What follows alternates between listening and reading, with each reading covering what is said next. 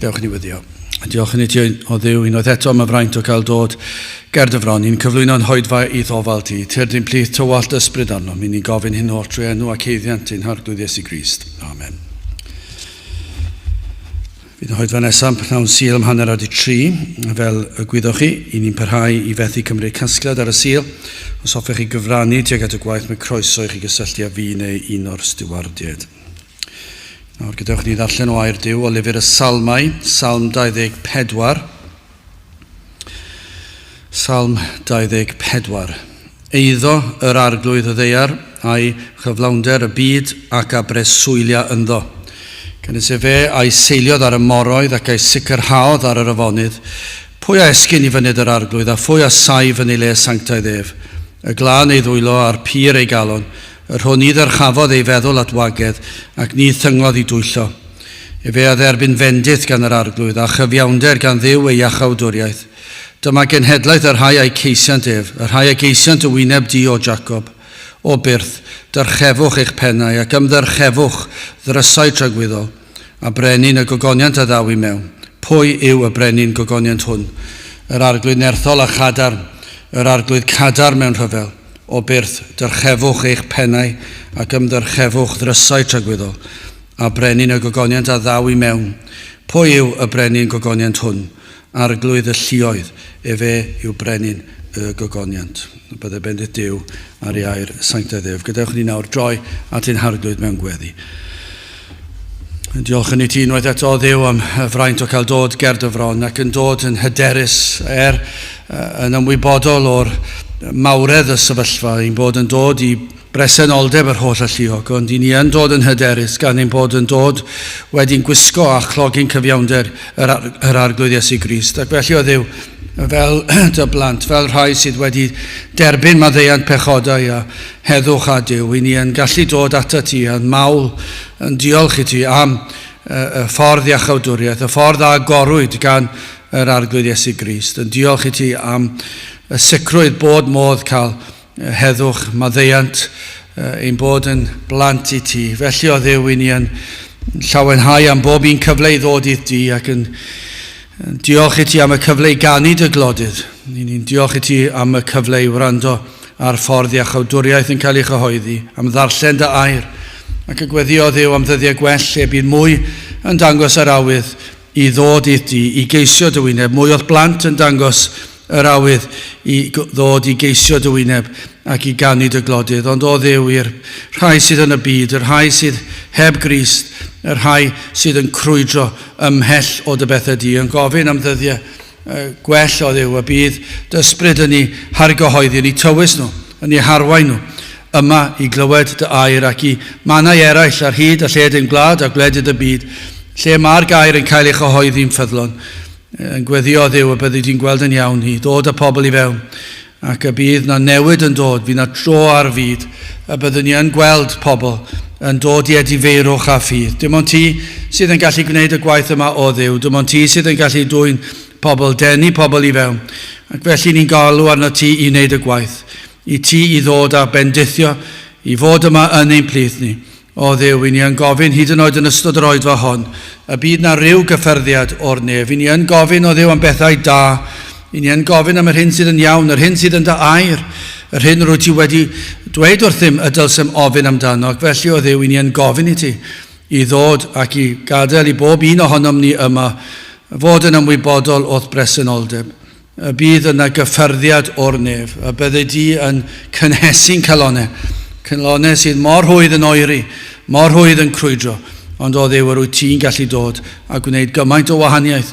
Ac felly o Dduw, i ni yn gweddio, bydd ysbryd yn cael ei dywallt arno nawr, bendithio ni'n ystod yr oedfa trwy gydol y dydd, ac yna paratoni i fyw mewn ffordd sydd yn dan rhydeddu di. Byddwn ni drwy gydol yr wythnos yn dy ogoneddu di ym mhob peth awn nawn. Felly o Dduw, bendithio ni nawr, diogelan hamser, i ni'n gofyn hyn o trwy enw ac heiddiant, ein harglwydd Iesu Grist. Amen.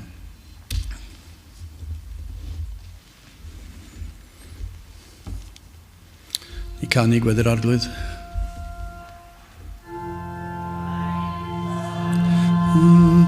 Yr hwnnwyd yn y nefoedd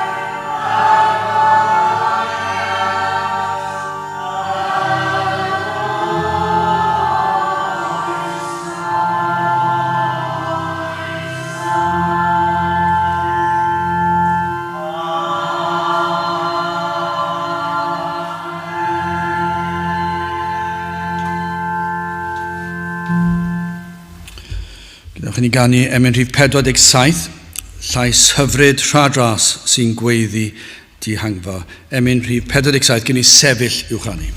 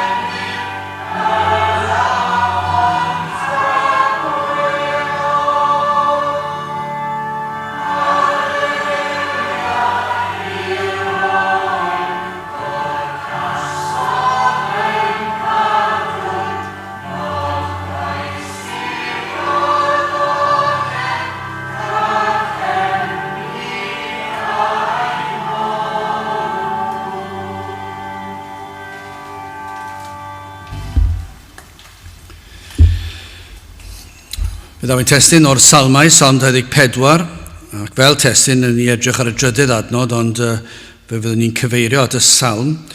Pwy a esgyn i fynydd yr arglwydd, a phwy a saif yn ei le sanctaidd ef. Dwi'n cofio fel plentyn dysgu y salm yma ar gof tra yn yr ysgol. Yn ddisgybl yn yr ysgol gynradd. Mae'n rhyfedd bod fi'n cofio unrhyw beth dysgus yn yr ysgol, achos dwi'n yn credu mai fi oedd y disgybl gorau. Fi oedd erioed, a dwi'n siŵr byddai pob athro a thrawes yn ategu'r pwynt yna. Ond dwi yn cofio dysgu Salm 24 ar gyfer rhyw wasanaeth.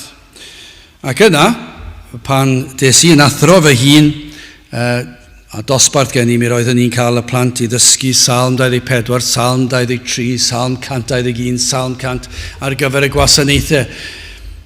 Ond yn cael eich taro a phrydferthwch y geiriau, ac mae yna rhywbeth am yr iaith Gymraeg ond oes yna. I glywed y salm yma, unrhyw iaith bydd yn hyfryd, ond i glywed yn y Gymraeg, Mae yna rhywbeth am yr iaith Gymraeg, a mae e'n iaith brydferth. Ac pan ych chi'n darllen barddoniaeth, hyd yn oed os chi'n mynd i all gair o'r barddoniaeth, mae'n soundio'n hyfryd. Dwi wedi clywed ambell i raglen talwr yn y beirdd, licen i beth ni'n deall hanner y pethau maen nhw'n sôn, ond mae'n fiwsig i glywed y geiriau yn cael ei hadrodd i darllen y cyfansoddiadau yma, i chi'n meddwl, wel, mae rhain yn brydferth, ac yr un peth am y salmau. Ond mae rhywbeth amdanyn nhw yn y Gymraeg, mae yna rhyw brydferthwch yn y salm. Falle ddim yn gallu gweld gwerth yr salm i'r enaid. Mae yna lawer, ond oes yn sicr ymhlith y Cymru sydd yn gallu gweld, a dim cwestiwn am hyn, mae'n gallu gweld a chlywed y prydferthwch yn y farddoniaeth, yn y geiriau. Ond efallai ddim wedi deall y neges. Falle wedi deall yr arddull, falle wedi deall lot o bethau. Mwy na fedra i ddeall byth. Ond efallai ddim wedi deall y neges. Ond mae dal werth dysgu ar gof tybio ni. Ond ydyw wastad yn beth da i bobl glywed gair Duw ac i'w ddarllen, i glywed i weld ac i'w ddysgu fe, i gofio fe. Mae yna werth iddo fe, hyd yn oed chi ddim yn deall e. Ond mor drist pan nad ydynt yn gweld na chlywed na deall yr rhyfeddodau sydd ynddynt. Mae dal yn drist ond diwedd. Allwch chi feddwl am unrhyw salm, unrhyw adnod, sydd yn gyfarwydd iawn i lawer yn ein gwlad. A gellir dweud hyn hefyd am y Cymru yn sicr, am emynau Cymraeg. Llawer o emynau Cymraeg yn gyfarwydd.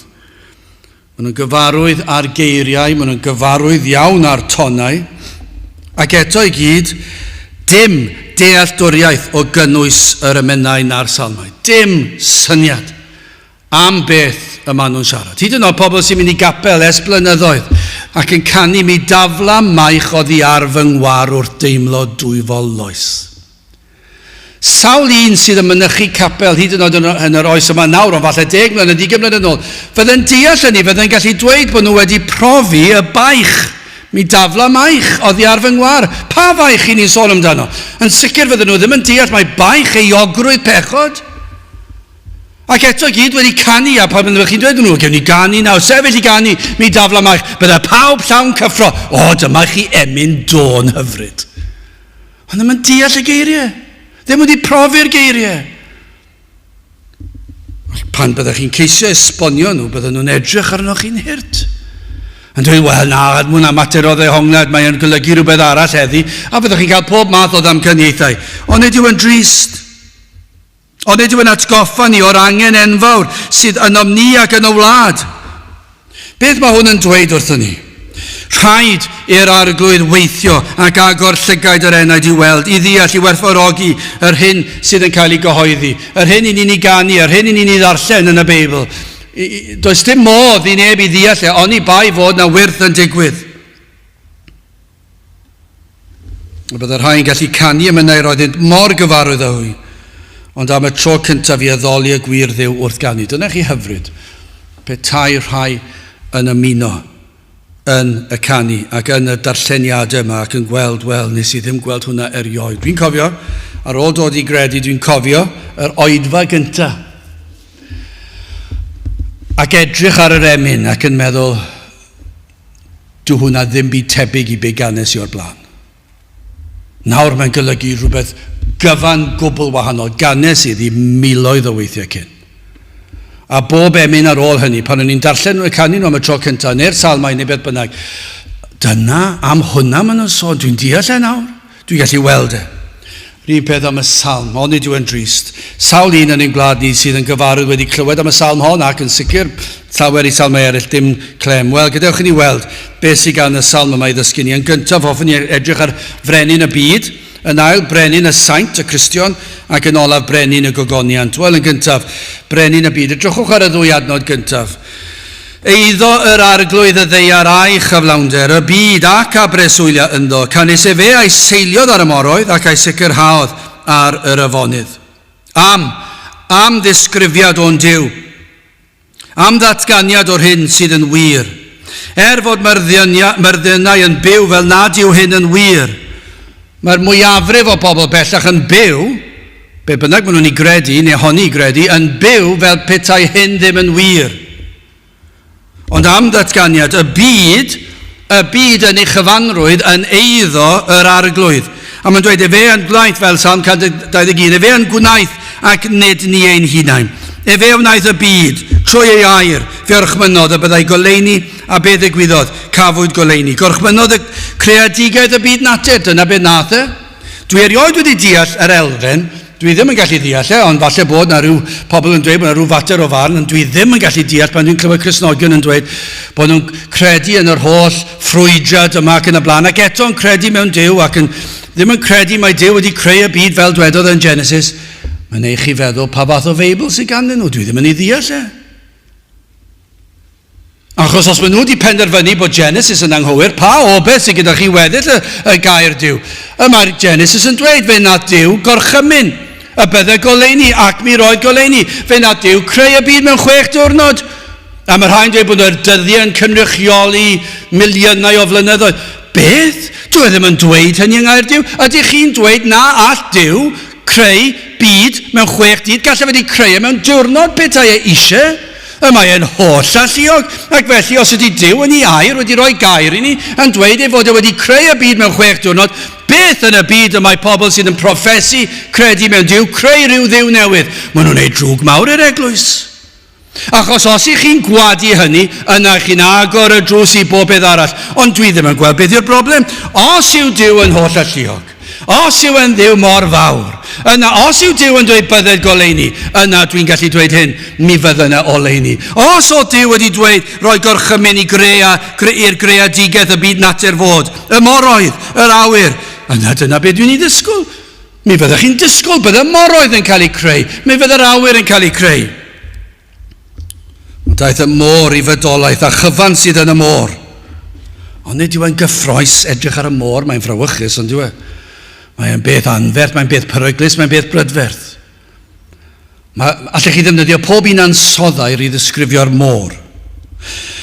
O'r creadur lleiaf yn y môr i'r morfilod mwyaf y dymderoedd.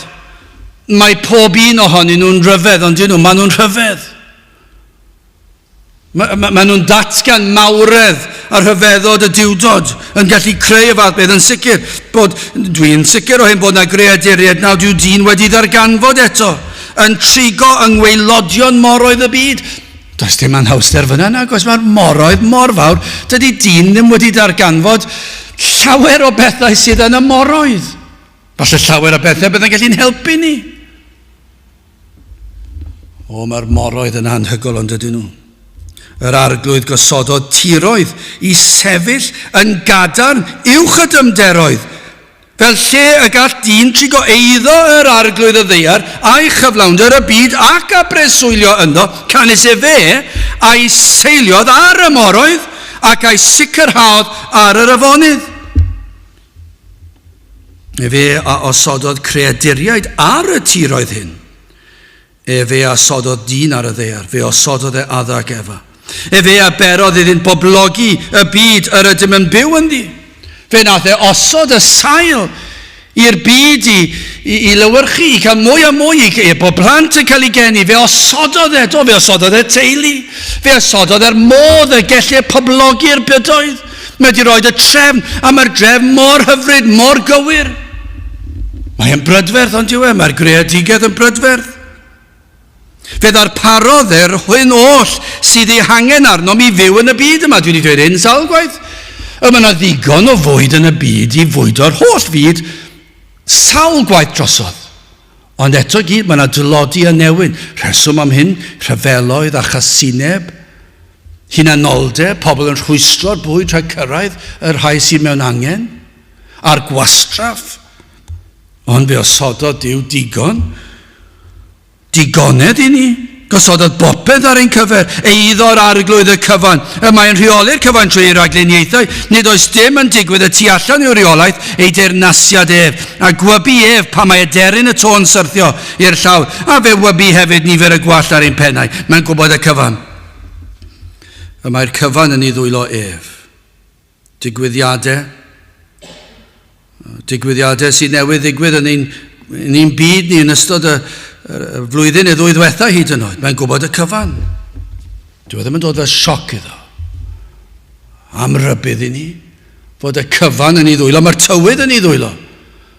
Bob un tywydd yn ei ddwylo ef sydd yn trefnu, ef sy'n rheoli'r cyfan. Mae holl hanes y byd yn ei ddwylo ef. Mae holl ddyfodol y byd yn ei ddwylo ef. Fe ddaw y byd i ben ar yr eiliad y mae e wedi drefnu. Ac fe ddaw i ben.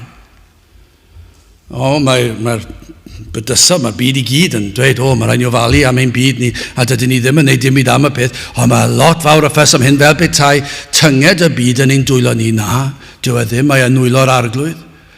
Fe sy'n penderfynu, wrth gwrs, mae dyletswydd arno mi ofalu amdano, ond chi'n gwybod beth? Mae'r amser yn dod pan y daw yr arglwydd yn ôl.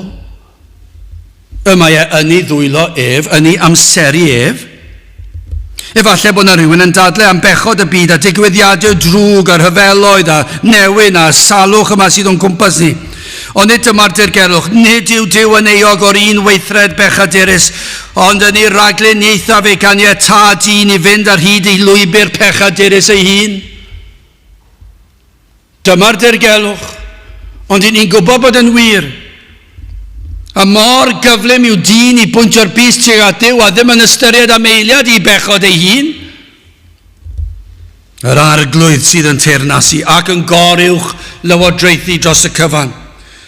O ffolineb dyn heddiw sydd dal i godi dwrn at y creawdwr. Ond ydyw e'n ffolineb llwyr fod dyn yn anwybyddu y Duw hyd yn oed ar ôl blwyddyn a hanner i ni wedi gael. Ond ydyw e'n driennus. Mi oedd yna ran ohonau yr oedd yn disgwyl ar ôl i ni cael y caniatad i ddod nôl i oedfaon yn hytrach na gael yn fyw ar y we. Fe nes i feddwl, wyt ti o arglwydd mynd i dynnu pobl i fewn. Ond chymod beth, ni wedi hynod yn llai byth. Llai byth. Dyw'r byd ddim hyd yn oed i dod i ofyn. Ofyn y cwestiwn, pwy a esgyn i fynydd yr arglwydd, a pwy a saif yn ei le sanctaidd ef. Hi'n ni'n llai byth nawr nag oedden ni o'r blaen.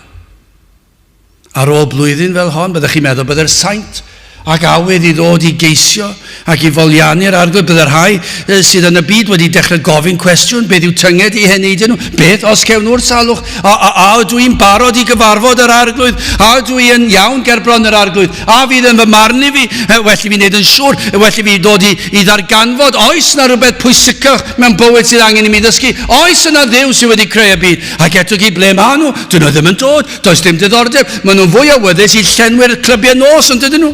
Dyna'r pwysigrwydd mwyaf, os wedi deall yn iawn, clywed y prif weinidog yn dweud, does nai unrhyw beth i cadw bywyd nos yn fyw. Dyna be maen nhw'n poeni amdano. Wneud yn siŵr bod y clybiau nos yn gallu, mwyn i pobl gallu neidio yn y lawr a byddaru clustiau nhw a cael anfoesoldeb a meddwl dod. Dyna beth yw, fel petai nhw'n mynnu cael. Dim ots y drwg sy'n mynd i ddod ohono fe.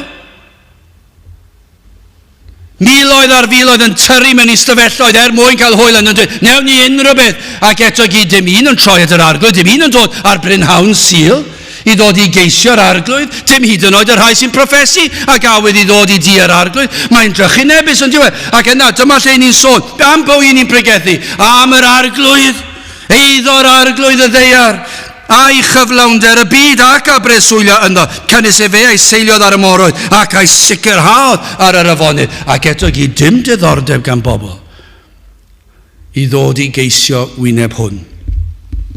Yn sicr y mae yn frenin y byd. Beth bynnag y mae'r byd yn ei wneud amdano fe, y mae yn frenin, mae'r cyfan yn ei ddwylo ef. Ond mae'n codi dychryn arno chi yn dydi? Os nad ydy'r byd na'r eglwys wedi ymateb i'r rhybydd brawychus i ni wedi gael yn ystod y misoedd diwetha, pa rybydd arall a ddaw. Ond nid yw e'n codi dychryn arno chi. Ond nid yw e'n meddwl gall Duw ddod a gysgwyd yr holl ddaear. Fe allan wneud hynny. Os nad oes ymateb, os nad oes pobl yn dechrau ystyried ei henaid, ei tynged, ystyried ei cyfrifoldeb i ddod i foliannu ac i rhoi i bywydau i ogoneddu yr holl alluog, yr un sydd wedi creu y bydysawd. Gydewch ni sefyll mlaen brenin y saint. Mae'r salmydd yn troi o fywyd ar y ddeiar yma, byd amser i fyd llawer gwell a mwy, i le lle mae'r byd yn droedfanc i'r arglwydd.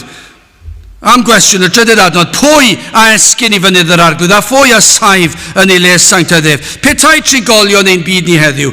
Yn ateb y cwestiwn hynny, am atebion byddai'n cael eu cynnig. Petai ni yn gofyn pwy yw'r rhain sydd yn esgyn I fynydd yr arglwydd ac a saif yn ei le sanctaiddef? O, dyna chi amrywiaeth trist byddwn ni'n ei glywed. Pwy sydd yn gallu esgyn i'r fath uchelfannau? Dyn yn meddwl ei fod yn gallu esgyn unrhyw beth, ond yw dyn yn falch. Y fath ymdrech, ond nid oes ymdrech gan bobl I gyrraedd y brig. Ni newydd gweld y gemau Olympaidd, a chi'n clywed pobl maen nhw'n rhoi I bywyd ar gyfer y pethefnos neu beth bynnag yw o gystadlu. Gweithio oriau diri. Ddim yn gweld ei teuluoedd, yn ymarfer ac yn ymarfer, mwyn cyrraedd y gorau gallen nhw. Pobl sy'n dringo mynyddoedd, maen nhw'n meddwl I gyrraedd y brig felly, y man uchaf, y fath ymdrech I ddringo mynyddoedd mwyaf byd. A chi'n gweld nhw, mae pobl yn mynd I fyny'r mynyddoedd yma, ac nawr mae yna ciw I fyny Everest hyd yn oed, mae'n anhygol yn diwedd. Yn yr Wyddfa, chi bron iawn, fe lan y Wyddfa, rhai blynyddoedd yn ôl, a fe yn y siop, achos o'n I ddim wedi bod ers blynyddoedd lan. Ac o'n i'n meddwl, wel, dwi ddim yn un dda yn ffeind y ffordd, dwi'n colli ffordd mas o siop yn y dre. Os fydda i'r ben mynydd, fydda eisiau cael rhyw bobl achub mas I fe helpu fi, achos fydda I wedi cymryd y tro anghywir ar y mynydd. A fe nath y dyn chwerthin arna I, bod eisiau fi wybod, achos mae yna lwybr yn arwain i'r top. Ond y peth yw, oedd yna gymaint o bobl ar y mynydd ar yr un pryd, oedd yn brysurach na dinas Caerdydd ar Bnawn Sadwrn, ar yr Wyddfa. Ar y top, o'ch chi'n gallu gweld y caffi ar y top, oedd gymaint o bobl yna. A gymaint o bobl eisiau cyrraedd pen yr Wyddfa, man uchaf yng Nghymru, ac yna maen nhw'n mynd I rywle arall, yna maen nhw'n mynd lan Everest, yn ôl pob so, mae yna giw I fynd lan Everest, ac mae yna broblem felly, achos mae eisiau oxygen arnoch chi, ac efallai I rai sy'n gofod aros I fynd lan i'r top, yn gofod aros, efallai mae'n peryg o redeg mas o oxygen, felly mae'n beryglus. Gymaint o bobl sy'n mynd land i'r brig mwyn gallu dweud dwi wedi cyrraedd y man uchaf ac maen nhw'n teimlo'n dda am eu hunan. O, mae'r dyn yn meddwl ei fod yn gallu goresgyn diffeithdiroedd mwyaf anial. Rhai, dwi wedi gweld bod yna ras y Sahara. Marathon ar ôl marathon ar ôl marathon. Mi'n credu ta wythnos gyfan yw 4 diwrnod yn golau'r hael, gwres yr hael, 1 trwy gydol y nos yn y tywyllwch. Trwy'r anialwch. Un ar ôl llall. Ac ar ôl dweud yna, dwi wedi cyrraedd y brig. Rhai sy'n gallu dweud e. Mae Chris Tyd yn nhw, does? Chi wedi gweld y crysau tîm yma yn gwisgo? Beth yw e? Iron Man. Dringo'r Everest. Dwi wedi wneud e. Dwi wedi cyrraedd y brig. A mae'n anhygol. Mae'n cymryd lot o waith yn dwi. Y broblem yw, os ych chi yn y diffeithwch, os ych chi'n colli'ch botel o ddŵr, neu lan ar y mynydd Everest, a colli'ch botel oxygen, chi'n mynd I farw. Chi'n ddibynnol llwyr ar hyd o bethau felly. Ond ydy'r byd yma'n meddwl gall ddyn gyflawni gweithredoedd clodwiw fydd yn ei ddyrchafu uwch pawb arall maen nhw'n nabod a derbyn y clod o bob twll a chornel. Ond yna, ar ôl cyrraedd brig Everest, neu beth bynnag yw yna gyd sydd yn gallu digwydd, maen nhw'n gallu ildio I demtasiwn sydd yn gallu llorio nhw'n llwyr. Ac hyd yn os nad yn ildio'r temptasiwn yna, maen nhw wedi ildio I falchder, colli tymer ar y peth lleiaf. Ond nid oes rhai yn meddwl ei bod yn well nag eraill, ei bod nhw'n heiddi mwy nag eraill. Gwelir hyn ym mhob rhan o gymdeithas. Byddai cryfyddwyr ein byd yn meddwl mae nhw gall esgyn I bresenoldeb yr arglwydd. Maen nhw'n meddwl, o allwn ni esgyn i'r uchelfannau. Lot o bobl yn llwyddod goresgyn problemau ar y ddeiar, mynyddoedd, moroedd, anialwch, ac yna'r crefyddwyr yn meddwl gallen nhw goresgyn trwy fod yn bobl dda. Nhw yw'r rhai sy'n mynd I gyrraedd y brig yn ysbrydol, felly maen nhw'n meddwl I bresenoldeb y creawdwr. Maen nhw'n ateb y cwestiwn yma, o fi, os unrhyw'n mynd I gyrraedd yr uchelfannau, fi yw hwnnw. Gyda'i holl crefydd a'i gweithredoedd da, I seremonïau crefyddol, credyd y gallent hwy esgyn I fynydd yr arglwydd. O, mor falch yw dyn, ac mor ffôl. Nid oes sôn am allu yma, nid oes sôn am safle yn y salm, nid oes sôn am iaith, am genedl, am ddiwylliant. Dywed y salmydd yn eglur, pwy yw yr rhai gall gyrraedd y nefoedd? Dyna'r peth pwysica, pwy sydd yn gallu cyrraedd y nefoedd. Mae'r rhaid i bawb adael y ddaear yma byd amser, ond y cwestiwn yw pwy yw yr rhai fydd yn gadael a chyrraedd y nefoedd yn hytrach na cholledigaeth. Am gwestiwn holl bwysig. Does dim byd fwy pwysig na hyn? Ai'r rhai sydd wedi cyrraedd brig Everest, ai'r rhai sydd wedi gallu rhedeg lan mynydd Wyddfa a phob un copa mawr arall yng Nghymru, a gyd mewn un diwrnod neu beth bynnag yw'r record ar y funud. Ai'r rheina sy'n cyrraedd y brig? Na, dyw'r rheina ddim yn mynd i cyrraedd y nefoedd a sail hynny. Ai'r cyfyddol sydd yn mynd i cyrraedd y nefoedd? Ai'r rhai sy'n gallu dweud wedi bod i Nghapel bob dydd o fy mywyd a wedi bod i gymanfaoedd canu ac yn y blaen? Ond dyma chi cwestiwn, pwy yw yr rhai sydd yn mynd i cyrraedd y nefoedd? A mae'r salmydd yn ateb, dyma y sawl fydd yn treulio tragwyddoldeb. Os ych chi eisiau ateb, os oes yna rhywun crefyddol yn mynd i eisiau clywed yr ateb, pwy yw'r rhai sy'n mynd i cyrraedd y nefoedd? A mae'r salmydd yn rhoi'r ateb i chi. Dyma sawl fydd yn treulio tragwyddoldeb yng nghwmni'r arglwydd. Adnod 4 ymlaen. Y glân ei ddwylo a'r pyr ei galon. Yr hwn ni ddyrchafodd ei feddwl at wagedd ac ni thyngodd i dwyllo. Fe a dderbyn fendith gan yr arglwydd a chyfiawnder gan ddiw ei achawdwriaeth. Dyma genhedlaeth yr rhai a'i ceisiant ef, yr rhai a geisiant dywyneb di o Jacob. Dyna i chi ddisgrifiad o Gristion. Dyna'r rhai sydd yn mynd i'r nefoedd. Be ni newydd darllen nawr yw'r union beth byddwch chi'n darllen yn llyfr J.C. Ryle ar Sancteiddhad. Mae'r salmydd newydd ddisgrifio beth mae J.C. Ryle yn ei ddisgrifio yn ei lyfr ar ddiwioldeb a Sancteiddhad. Sancteiddrwydd. Ond sylwch, nid yw yn ddisgrifiad o berson yn ei nerth ei hun, yn llwyddo cyrraedd y brig, yr uchelfannau o fynydd yr arglwydd. Na, nid yna beth yw e. Dyw e ddim yn digwydd, ddim yn bosib i ddigwydd yn ei nerth ei hun. Nid oes un cyfiawn, nid oes un ohonom a dwylo glân. Mae rhaid i ni ddeall y salm. Does neb a enir ar wahân i Grist wedi geni yn lân, yn bir, yn sanctaidd, i ni gyd yn bechaduriaid. Ond ydy o'n wir ein bod wedi dyrchafu ein meddwl at wagedd. Dyna beth sy'n wir amdano ni, at bleserau gwag y byd. Ond disgrifiad sydd yma o'r sawl sydd trwy ras, sydd wedi derbyn y glanhad sydd yn Iesu Grist, yr un sydd wedi orchuddio chyfiawnder Crist, ei berffeithrwydd ef yw'r disgrifiad yn y salm yma, yr un sydd wedi derbyn maddeuant llwyr am ei holl bechodau trwy Iesu Grist yw'r disgrifiad yn y salm yma, disgrifiad sydd yma o'r gwir Gristion. Y glân ei ddwylo, a'r pyr ei galon, yr hwn i ddyrchafodd ei feddwl at wagedd ac ni thyngodd i dwyllo. Dyna ddisgrifiad y Cristion, dyna'r sawl sydd yn mynd i'r nefoedd. Ond yr unig ffordd i chi'n cyrraedd felly yw trwy Grist. I ni'n gweld fan hyn ymwahaniad o'r byd. Dyma canlyniad profiad o Grist.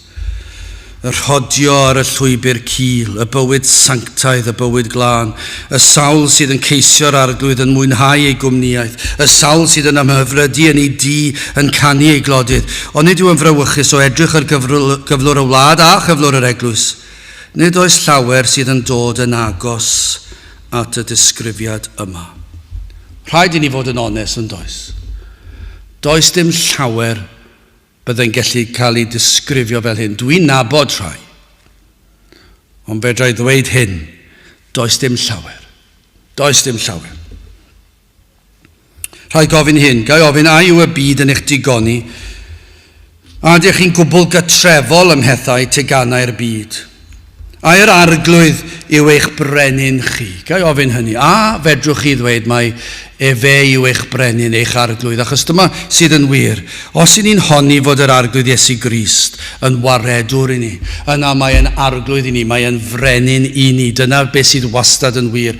Dyw e ddim yn gallu bod yn waredwr i ni os nad yw e'n arglwydd yn frenin i ni. Dyw e ddim yn bosib, dyw e ddim yn ysgrythurol, dyw e ddim yn feiblaidd, dyw e ddim yn athrawieithol, dyw e ddim yn o gwbl yng Nghaerdyw, ac yn ymarferol felly hefyd. Os ych chi'n honni ei fod yn waredwr i chi, a bod chi yn dibynnu ar y ffaith, dwi'n Gristion, dwi'n dibynnu ar yr arglwydd Iesu Grist am iachawdwriaeth, ond dwi'n byw fel ag ymynaf, dwi'n byw fel rhywun o'r 11 ganrif ar 20. Dwi ddim yn un o'r rhain sydd yn hen ffasiwn, sy'n cael eu cyfyngu yn beth maen nhw'n neud a'i moesau a'i safonau. Wel, os felly, dydych chi ddim wedi deall yr efengil, mae'n eitha syml. Does dim rhaid i ni drafod y mater, dwi'n eisiau ni i fod yn ofalus, gech chi eisiau ar gweithio yn mas na, os ych chi'n dweud nad yw e'n arglwydd i chi ac nad oes na ffrwyth i weld, yna dydych chi ddim wedi deall, dydych chi ddim yn Gristion, gellir e ddim fod, dwi ddim yn bosib, mae'n warth i ddweud y fath beth. Gallwch chi fentro dweud bod chi'n grefyddol, gewch chi ddweud hynny a croeso. Ond fedrwch chi ddim dweud eich bod chi'n blentyn i'r arglwydd a'i fod e'n frenin arnoch chi. Achos os yw e'n frenin arnoch chi, mae'n bopeth i chi, mae'n arglwydd ar eich bywyd, mae'n rheoli'r cyfan, a'ch bywyd chi yw i ogoneddu ef a'i fwynhau ef am byth. Felly gai ofyn i chi, ai yr arglwydd yw eich brenin chi? Neu ai chi yw eich brenin chi? Wel, i orffen yn drydydd, brenin y Gogoniant. Gwrandewch ar yr adnodau o 7 ymlaen.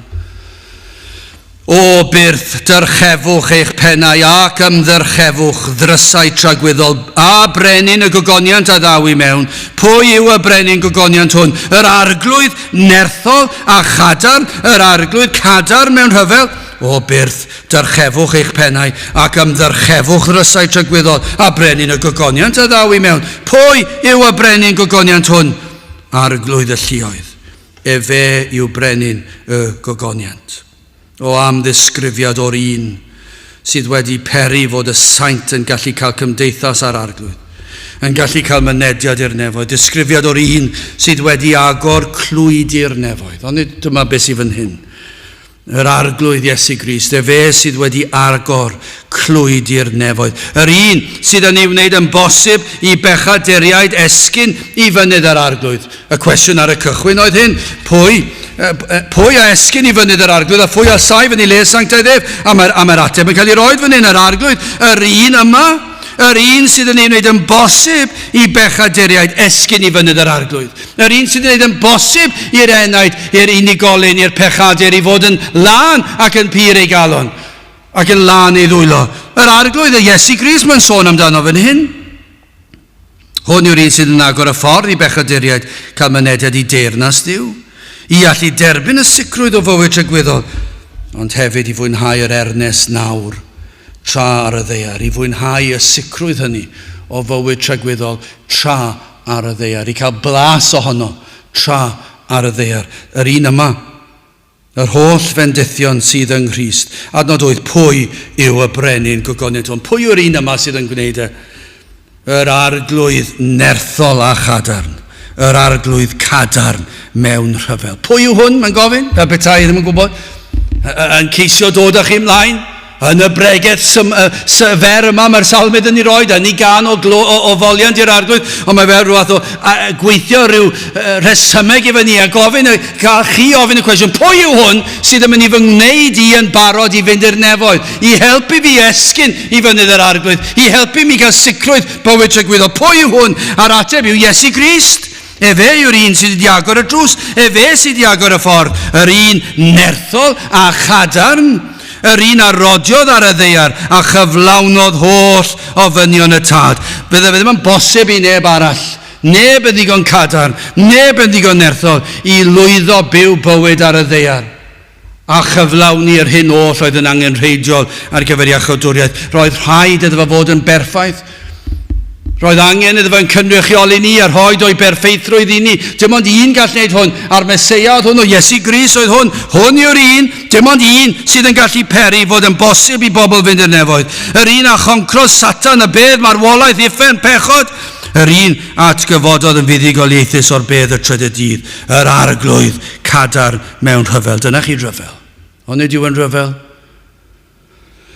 Mae yna lawer o ryfeloedd erchill yn y byd yma, ond dyma i chi'r rhyfel mwyaf erchill allwch chi ddychmygu, y rhyfel ysbrydol, y frwydr gafodd yr arglwydd Iesu i ennill yn iachawdwriaeth yn erbyn pwerau tanllyd y fall, yr un drwg. Ond am frwydr gafodd, am fuddugoliaeth gweidlyd. O am ddioddef ar y groes. Dyna chi frwydr. Yn erbyn pwerau'r un drwg, ond dyma'r frwydr fwyaf oedd y tad yn tywallt ar ei fab, ei ddigofaint, ei gosbedigaeth am ein pechodau ni. O, fe dywalltodd Iesu Grist ei waed, fe nath e lifo fe agorwyd y ffynon ein mwy ni, fel y gallem ein golchi yn lan yn y ffynon. Petai'r emyn yma ar gael pan oedd y salmydd yn ysgrifennu'r salm, mi fydde fe wedi ychwanegu fe, atodi fe ar y diwedd tybiwn ni. Mawr oedd Crist yn rhagwyddoldeb, mawr yn gwisgo natur dyn, mawr yn marw ar galfaria, mawr yn meiddi angau hun. Hynod fawr yw yn awr, brenin ef a de ar lawr. Mawr oedd Iesu yn yr arfaith, mawr yn y cyfamod hedd, mawr y methlem a charlfaria, mawr yn dod i'r lan o'r bedd, mawr iawn ddydd ef ryw ddydd pan ddatgyddir pethau cudd. Mawr yw Iesu yn ei berson, mawr fel Duw a mawr fel dyn. Mawr ei degwch a'i hawddgarwch, gwyn a gwridog teg ei lun. Mawr yw ef yn y nef ar ei orsedd, gadarn gref. Dim syndod bod y salmydd yn dweud o byrth, dyrchefwch eich pennau ac ymddyrchefwch ddrysau tragwyddol a brenin y gogoniant a ddaw i mewn. Pwy yw brenin y gogoniant? Yr arglwydd nerthol a chadar, yr arglwydd cadar mewn rhyfel. O, gellir edrych ar hyn hefyd, nid yn unig mynediad Iesu Grist i'r nefoedd ac agor y ffordd i ni, ond hefyd, nid yn unig yr elfen hynny o iachawdwriaeth yma wedi llwyddo i hennill ar ein cyfer ni, ond hefyd mae'n ddisgrifiad o fynediad Iesu Grist i'r enaid, yr unigolyn. Lle rydym ni yn demlau iddo ar effaith o sancteiddio ag eir yng Nghrist, fel yr arch yn y deml. Dyma elfen fan hyn arall o'r salm. Mae'r Iesu Grist yn dod i'r enaid, y mynediad i'r enaid. Debyg i ddatguddiad 3:20. Wel rwyf yn sefyll wrth y drws ac yn curo. Os cliw neb fy llais i ac agorid y drws, mi a ddeiaf i mewn ato, ac a swperaf gyda gef, ac yntau gyda minnau. O, am frenin y gogoniant, mawr yw Crist. O, y byddech chi yn ei dderbyn. Y bydd drws eich calon yn agor iddo wrth i'r arglwydd agosau at chi. Ond nid yw hwnna wastad yn digwydd. Mae'r arglwydd yn agosau at yr enaid. A dyma beth i ni'n galw fan hyn. Wrth i'r arglwydd agosau at yr enaid, o i chi ddod ac agosau at o ef. Wrth iddo ddod a chiro ar eich enaid, i chi agor y drws iddo. Dyna'r enghraifft i ni'n cael.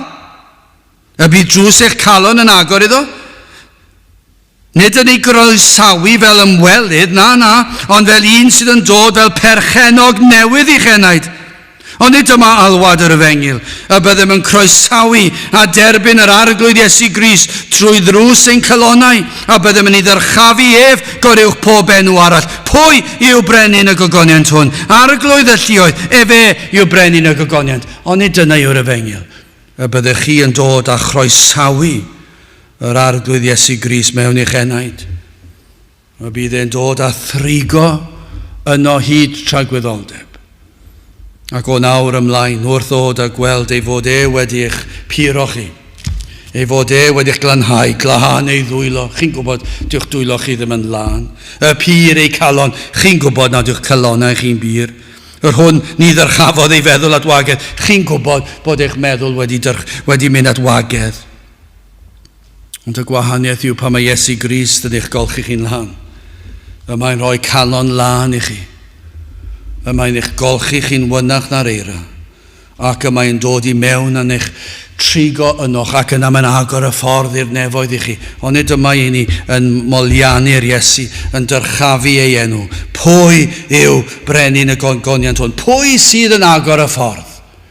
Sut fedrwch chi ddweud eich bod chi'n Gristion? Beth chi'n gofyn y cwestiwn yna to? Pwy a esgyn i fynydd yr arglwydd? A phwy a saif yn ei le sanctaidd? I ni'n gwybod yr ateb. Yr rhai sydd yng Nghrist Iesu. Dyna be mae'n dweud, dyna be mae Salm yn dweud, dyna be mae'r ysgrythur yn dweud. Yng Nghrist Iesu mae fy holl obaith. Ein bod yn pwyso ato e. Felly beth i ni'n mynd i orffen yr oed fo hon drwy ddweud? Dewch at y groes. Dewch at Grist. Trai fod yn agos, trai fod yn eich dwyn yn agosach ato fe, ymatebwch iddo, dewch ato, pwyswch arno, a chredwch yno, edifarhewch a chredwch, ac y bydd yr arglwydd yn frenin arno chi hefyd. Gadewch i ni weddio. O Dduw, i ni yn diolch i ti am yr arglwydd Iesu Grist. Yn diolch am ei fuddod yn dod a thrigor y ddeiar yma. Yn diolch am ei berffeithrwydd ef. Yn diolch am ei ddioddefiadau ar y groes. Yn diolch i ti iddo atgyfodi o'r bedd a'i fod yn fuddigoliaethus. Ac felly o Dduw, i ni'n gweddio, bydd yr arglwydd Iesu yn cael mynediad i sawl enaid yn y dyddiau sydd yn dod, ac mae ti fydd yn cael y mawl a'r clod. Tyrd gweithio ni'n plith. I ni'n gofyn hyn o tre enw ac heiddiant ein harglwydd Iesu Grist. Amen. Wel, i orffen i'n gwasanaeth, gadewch i ni ganu emyn rhif 298, ac hefyd 299. 298 o'r nef mi glywais newydd fym cododd ar fy nhraed. Gewn ni sefyll i ganu 298 a 299.